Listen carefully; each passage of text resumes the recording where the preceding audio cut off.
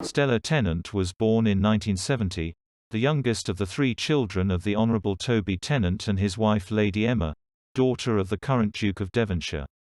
She attended the prestigious St Leonards School for Girls in Scotland, close to the 1,500-acre sheep farm in the Borders where she grew up, before going to Marlborough College in Wiltshire to study for her A-levels. An art foundation course at Kingston Polytechnic preceded a degree course at Winchester School of Art, where Stella embarked upon her sculpting career, the part of her life she describes as "my first love."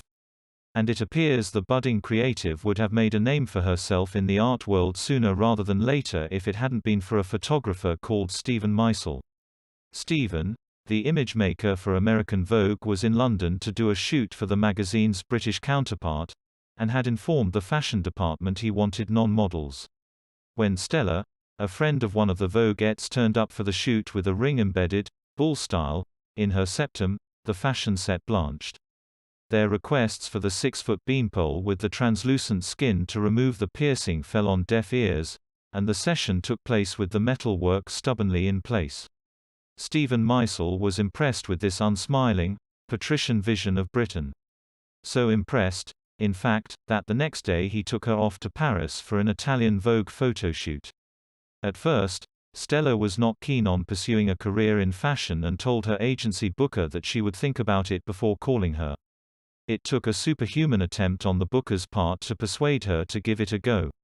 In her first weeks as a clothes horse, Stella did catwalk shows in Paris, Milan and London, plus editorial work for US Vogue and Elle. She still found it hard to believe her luck, however.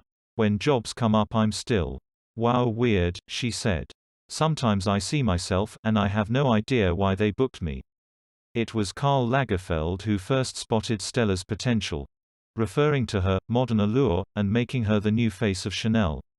Her predecessor, Claudia Schiffer, was elbowed aside in favor of the reluctant model. "Stella is more in tune with modern fashion trends than Claudia," he told an interviewer.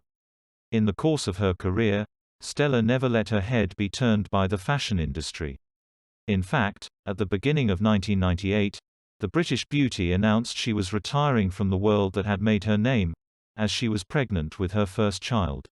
9 months after Marcel's birth, she married her photographer boyfriend David Lasnet, who she had met on a Mario Testino shoot, at a family ceremony in her home village of Oxenham.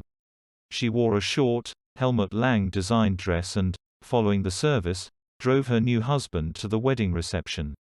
After welcoming daughter Cecily, born in 2001, Stella dipped a toe back into the fashion world again with a return to modeling and the knitwear line she designs for Burberry. "It seemed incredibly incompatible before I had children, but once I started working, I realized it's a brilliant job to do," she stated in 2002, the year she gave birth to her third child, Jasmine. "It's part-time. I don't have to work if I don't want to. I have long holidays and it's not 9 to 5. And that same year she returned to the Chanel fold, shooting the fashion house's Spring-Summer 2002 campaign for Karl, down at the designer's Biarritz house. She's grateful about the money it brings in, but is keen to return to her two passions, gardening and sculpture. She is even toying with the idea of getting into taxidermy. She and her family were once based out of New York and London, but they recently bought a £500,000 Scottish country mansion in the Borders. The purchase is not surprising, however, as Stella once expressed a desire to return to her farming roots for the sake of her children. "It teaches you a lot," she says, referring her down-to-earth upbringing. Biography taken from HelloMagazine.com. Please subscribe to my channel. Thanks for watching.